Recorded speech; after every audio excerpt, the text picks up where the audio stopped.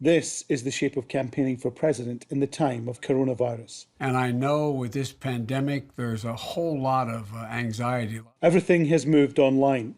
The big rallies have gone, shaking hands, kissing babies. The cliches of presidential runs have disappeared because of worry, fear and social distancing. Coronavirus has changed the way politics looks, but not the underlying principles. Most elections, in terms of actual work, is really done in the phone calls and the turning out voters through personal appeals. In the past, those were all done sort of knocking on doors, and then you saw people move to the telephone, and now you've seen them move to email. The candidates challenging the president are also missing out on valuable airtime. A rally in a key swing state would bring free media coverage, voter attention, even donations, but they're not happening.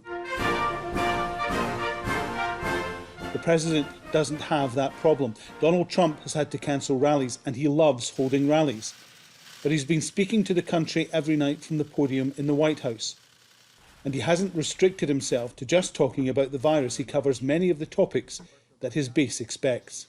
If you look at NATO, the abuse that was given to our country. You know, they really began with Vice President Pence delivering information in a setting where he had been put in charge of the task force. And not too long thereafter, President Trump kind of commandeered the show. One of the highlights of the campaign is the conventions, the large gatherings to formally nominate a candidate. It's not even clear if they can be held this year, although President Trump insists there's no way he's cancelling. If this lasts until November, there will be questions on how people can even vote safely. Coronavirus has made an immediate impact on campaigning in the US.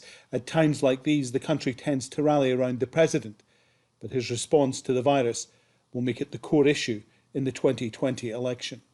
Alan Fisher, Al Jazeera, Washington.